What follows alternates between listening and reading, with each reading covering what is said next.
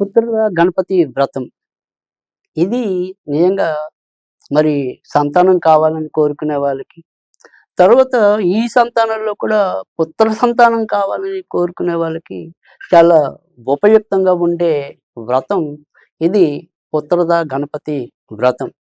ఇది ఈసారి మనకి మార్చి 3వ తేదీ సోమవారం నాడు రావటం అనేది జరిగింది. అయితే ఇక్కడ ఈ పుత్రద గణపతి వ్రతం అనేది ఎవరైనా చేసుకోవచ్చా? ఒకవేళ చేసుకుంటే ఏ రకంగా చేసుకోవాలి?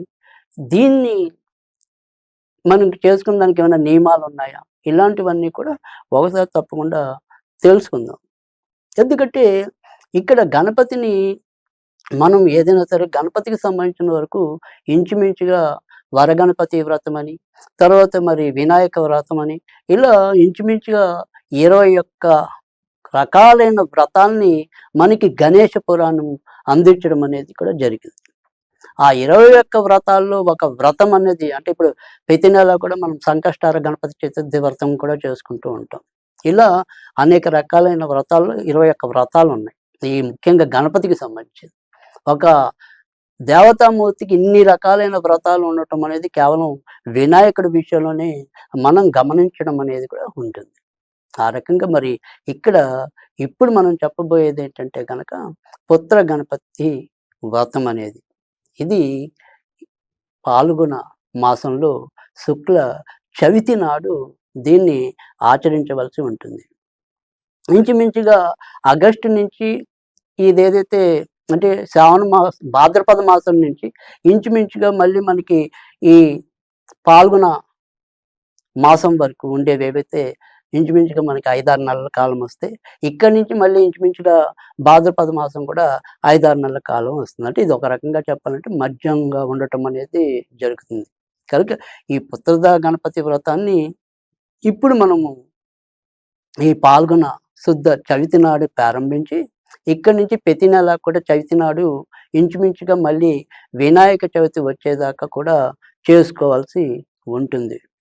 ఇది ఈ పుత్ర గణపతి వ్రతాన్ని మనకి పూర్వకాలంలో రాజులందరూ కూడా అంటే రాజరికం అనేది మళ్ళీ నిలవాలి, తన తర్వాత వారసులు కావాలి, మరి ఖచ్చితంగా వాళ్ళు పరిపాలన యోగ్యులు కావాలి అనే సదుద్దేశంతో అప్పటి రాజులు చాలామంది ఈ పుత్రద గణపతి వ్రతాన్ని చేసి తరించి ఆ రకంగా వినాయకుడి యొక్క కృపని వాళ్ళు పొంది ఉన్నారు.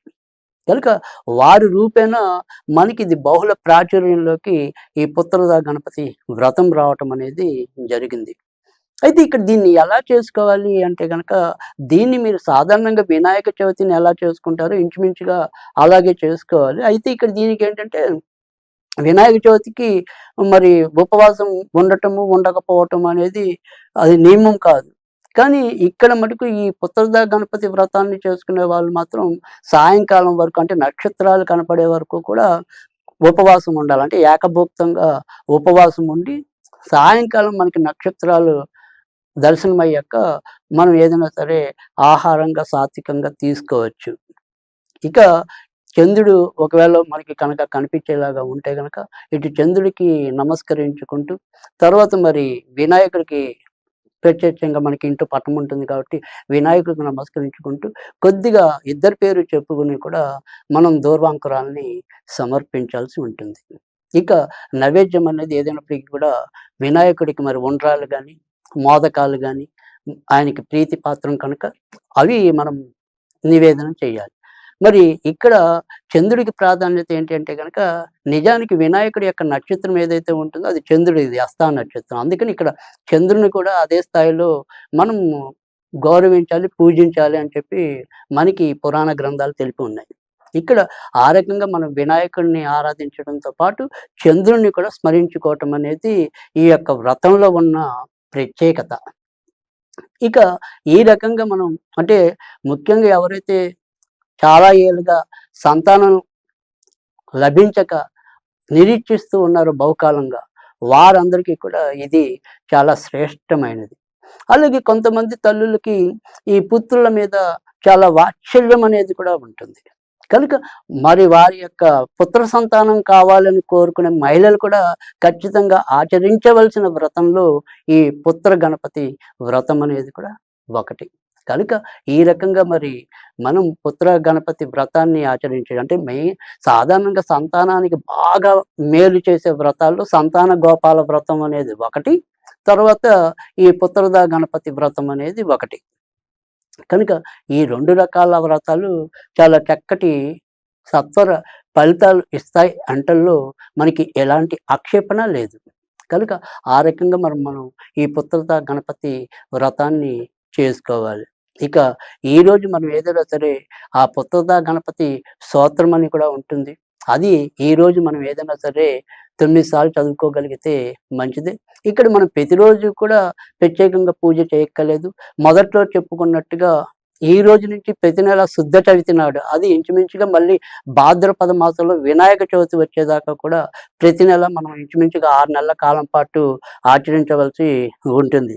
ఇక ఈరోజు ఏదైనా సరే మనం ఒక మంత్రాన్ని పఠించాలి అనుకుంటే గనక ఓం గం గణపతియే పుత్రవర్ధనాయ ప్రదాయనయ నమః.